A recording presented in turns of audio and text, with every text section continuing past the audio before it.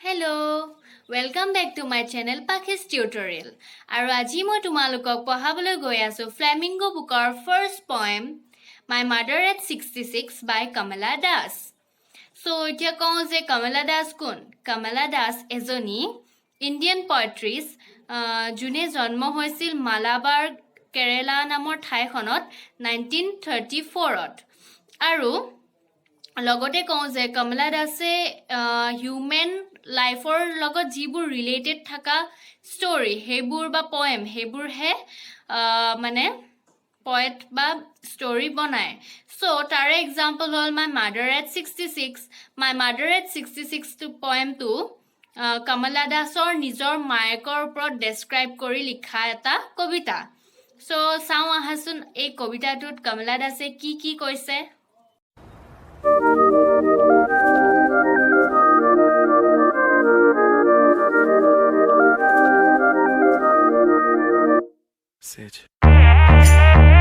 এই পয়েমটোৰ থিমটো হ'ল ফিয়াৰ of separation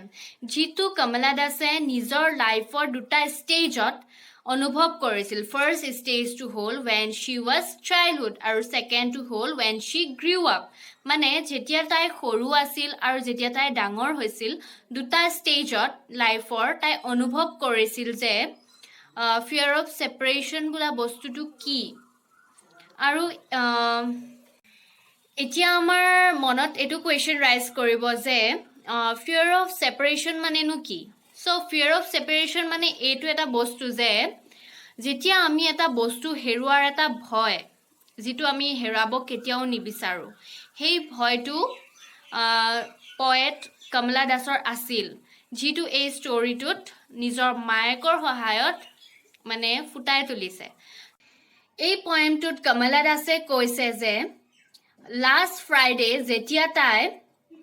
কোচিনৰ পৰা এয়াৰপৰ্টলৈ গৈ আছিল যিহেতু কোচিনত তাইৰ পেৰেণ্টছ বাস কৰিছিল চ' কোচিনৰ পৰা যেতিয়া এয়াৰপৰ্টলৈ গৈ আছিল তেতিয়া কমলা দাসৰ লগত তাইৰ মাকো গাড়ীত আছিল এতিয়া এই পয়েমটোত পয়েটে ক'ব যে তাইৰ মাক কেনেকুৱা আছিল দেখিবলৈ আৰু এক্সেট্ৰা চ' আমি চাওঁ আহা কমলা দাসে আৰু কি কয় তাইৰ মাকৰ বিষয়ে এতিয়া মই তোমালোকক ক'ম যে কমলা দাসে নিজৰ মাকৰ বিষয়ে ফাৰ্ষ্ট টাইমৰ বাবে কি বুলি ডেছক্ৰাইব কৰিছিল চ' কমলা দাসে 3 টাইপছত ডেছক্ৰাইব কৰিছিল ফাৰ্ষ্ট হ'ল ড্ৰ'জ ছেকেণ্ড হ'ল অপেন মাউথেড বা ফিছ এচেণ্ট আৰু থাৰ্ডটো হ'ল স্ক্ৰপ চ' ড্ৰ'জ মানে কিয় কৈছে ড্ৰ'জ মানে কৈছে যে যেতিয়া তাইৰ মাকে গাড়ীত বহি আছিল মানে একদম পুৰা শুই আছিলে আৰু মুখখন মেল খাই আছিলে আৰু স্ক্ৰপ বুলি কৈছে স্ক্ৰপ মানে হ'ল এটা ডেড বডিৰ নিচিনা মানে একো আগৰ দৰে ষ্ট্ৰং নাই এনাৰ্জি নাই বহুত ভাগৰুৱা যেন লাগিছে যিটো পয়েট কমলা দাসৰ দেখি বহুত পেইন ফিল হৈছিল বহুত দুখ পাইছিল মনতে সেই দুখখিনি আঁতৰাবলৈ কমলা দাসে মূৰটো উলিয়াই গাড়ীৰ চাৰিওপাশে চাইছিলে আৰু দেখিছিল যে কিছুমান মেৰি চিলড্ৰেন আৰু স্প্ৰিল্টিং য়ং ট্ৰিজবোৰ মুভ কৰিছিল তেতিয়া ভাবিছিল যে দুটা ষ্টেজত কিমান ডিফাৰেণ্ট হ'ব পাৰে আৰু বহুত দুখ ফিল হোৱাৰ পাছত কমলা দাসৰ এইটোও মনলৈ আহিছিল যে মই মাক হেৰুৱাই পেলাম নেকি আৰু মই মাক নেদেখিম নেকি এইটো এটা যি ফিয়াৰ অফ ছেপাৰেশ্যন সিহঁতে আৰু কেতিয়াও লগ নাপাব নেকি মোৰ মাৰ কিবা এটা হঠাতে হৈ যাব নেকি এইখিনি কথা ভাবি মানে কমলা দাসৰ মনটোত বহুত দুখ ফিল হৈছিল আৰু তাৰ পাছতে এইখিনি কথাৰ পৰা ডিষ্ট্ৰেক্ট হ'বলৈ কমলা দাসে ভাবিল যে এইখিনি ভাবি থাকিলে মোৰ বেছি দুখ লাগিব চ' ডিষ্ট্ৰেক্ট হ'বলৈ নিজৰ কাৰৰ উইণ্ডৰ ফালেদি মাথাটো উলিয়াই বাহিৰলৈ চাইছিল এতিয়া বাহিৰত কি দেখিল সেইখিনি বহুত ইম্পৰ্টেণ্ট কি দেখিছিল বাহিৰত চ' এতিয়া মই ক'ম যে কমলা দাসে বাহিৰত কি দেখিছিল ফাৰ্ষ্ট দেখিছিল যে মেৰি চিলড্ৰেন প্লেয়িং এৰাউণ্ড আৰু ছেকেণ্ডটো হ'ল য়ং স্পিল্টিং ট্ৰিজ এতিয়া মেৰি চিলড্ৰেনছ বুলি ক'লে কি হ'ব সৰু সৰু ল'ৰা ছোৱালী যিবোৰ ঘৰত নাথাকি বাহিৰত খেলি আছিল আৰু ছেকেণ্ড হ'ল স্পিল্টিং ট্ৰিজ মানে কি যেতিয়া আমি এখন গাড়ীত গৈ থাকোঁ চবেই চাগে গৈ পাইছাই চ' গম পাবা যে যেতিয়া আমি বাহিৰলৈ চাওঁ সকলো বস্তুবোৰ আমি আগুৱাই যাওঁ কিন্তু সকলো বস্তু পিছুৱাই যায় সেই বস্তুটো দেখিছিল এইখিনি দেখাৰ পাছত কমলা দাসে এই গোটেই যিখিনি য়ং স্পিল্টিং ট্ৰিজ নহ'লে মেৰিড চিলড্ৰেন এইবোৰৰ লগত নিজৰ মাকক কম্পেয়াৰ কৰিছিলে কাৰণ চিলড্ৰেন যিহেতু হ'লে ষ্ট্ৰং থাকে জয়ফুল হেপী ফেচ সেইবোৰ কিন্তু চাবলৈ গ'লে তাইৰ মাকৰ সেইখিনি নাছিল এতিয়া যিহেতু অল্ড এজ হৈ আহিছে মাকৰ মুখখন মানে হেপী ফেচ নহয় এতিয়া অল্ড হৈছে যিহেতু মই কৈছোঁৱে আগতে এনাৰ্জি নাই শুই থাকে মুখৰ কালাৰটো চেঞ্জ হৈ গ'ল পেল হৈ গ'ল চ' মানে সেইখিনিয়ে দেখিলে যে ডিফাৰেঞ্চখিনি কি তাৰ পাছত যেতিয়া কমলা দাসে এয়াৰপৰ্টত পালেগৈ তেতিয়া কমলা দাসে আকৌ যেতিয়া ছিকিউৰিটি চেকৰ ওচৰত আছিল সেইখিনিৰ পৰা আকৌ মাকক চাই আছিল চাই পেলাই আৰু কিছুমান বস্তু ৰিয়েলাইজ কৰিলে চাই তাৰ পৰা আৰু কিছুমান কথা ডেছক্ৰাইব কৰিলে এই পয়েমটোত এতিয়া আমি জানিম যে আৰু কি বস্তু ডেছক্ৰাইব কৰিলে কমলা দাসে নিজৰ মাকৰ বিষয়ে তাৰ পাছত কমলা দাসে কৈছিল যে শ্বি লুকছ লাইক ওৱান শ্বি লুকছ লাইক পেল শ্বি লুকছ লাইক এ উইণ্টাৰ মুন এতিয়া ওৱান মানে কি ওৱান মানে হ'ল কালাৰলেছ যিটো মাদাৰৰ মই কৈছোঁৱে মাদাৰৰ ফেচটো মানে আগৰ যিটো এটা শ্বাইন ব্ৰাইটনেছ থাকে বুঢ়াৰ হৈ অহাৰ লগে লগে সেই ব্ৰাইটনেছটো নাইকিয়া হৈ পেলাই এটা পেল ফেচ হৈ গ'ল কালাৰলেছ হৈ গ'ল তাৰ পাছত হ'ল পেল মানে খেতা পৰা টাইপৰ আৰু তেনেকুৱা আৰু like a winter moon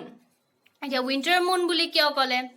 winter মুন বুলি ইয়াৰ কাৰণে ক'লে কাৰণ যেতিয়া চবেই হয়তো দেখিছাই যে ঠাণ্ডা দিনৰ যিটো মুন সেইটো কেতিয়াও স্পষ্টকৈ নোলায় কাৰণ ডাৱৰে ঢাকি ৰাখে যিহেতু ফগ মিষ্ট এইবোৰে ঢাকি ৰাখে যাৰ বাবে উইণ্টাৰ মুনটো জিলিকি নুঠে সেই ঠিক তেনেদৰে অল্ড এজ হোৱাৰ কাৰণে বয়স হোৱাৰ বাবে মাকৰ ফেচখন ফুটি নুঠা হ'ল পেল হৈ গ'ল কালাৰলেছ হৈ গ'ল এইখিনি কৈয়ে ছেকেণ্ড টাইমৰ বাবে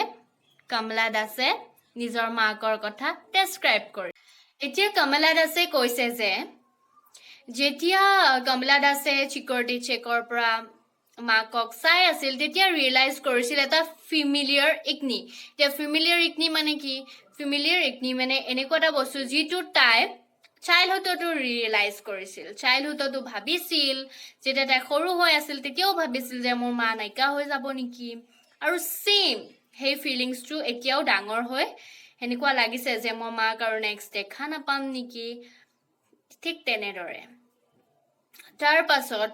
এইখিনি কথা ভাবি থাকোঁতেই কমলা দাসে মাকক এটা গুড বাই ৱেভ দিছিল এনেকৈ গুড বাই ৱেভ দিয়াৰ পাছত কমলা দাসৰ মাকে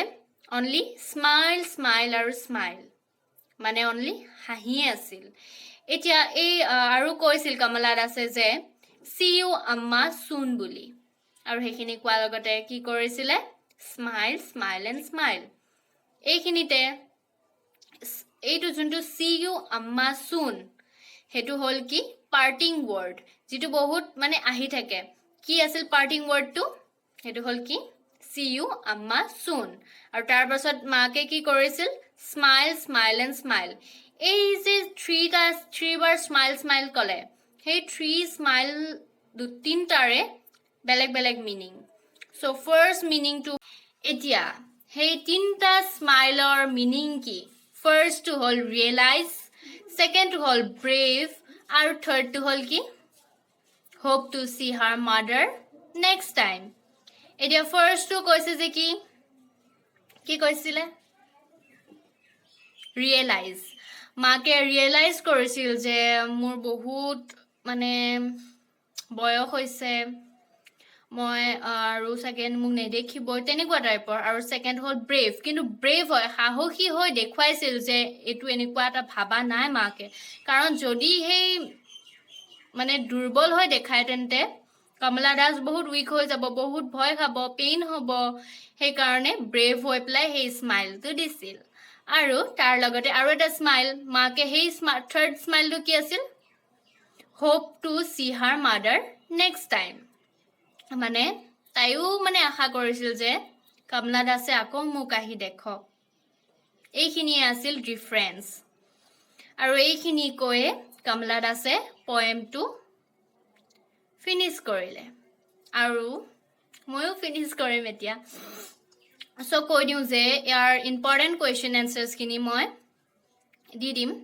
আৰু এইটো চেপ্টাৰ বহুত ইম্পৰ্টেণ্ট হয়। চ' কুৱেশ্যন এনচাৰখিনি পাৰিলে লিখি ল'বা চবেই। আৰু কওঁ যে মোৰ যদি ভিডিঅ'টো ভাল পোৱা লাইক এটা দি দিবা, যদি বেছিকৈ ভাল লাগে তেন্তে শ্বেয়াৰ কৰি দিবা, আৰু তাৰ লগতে লগৰবোৰক দি দিবা যাতে সিহঁতৰো অলপ হেল্প হয়। চ' এইখিনিয়ে কৈ মোৰ ভিডিঅ'টো চেছ কৰোঁ।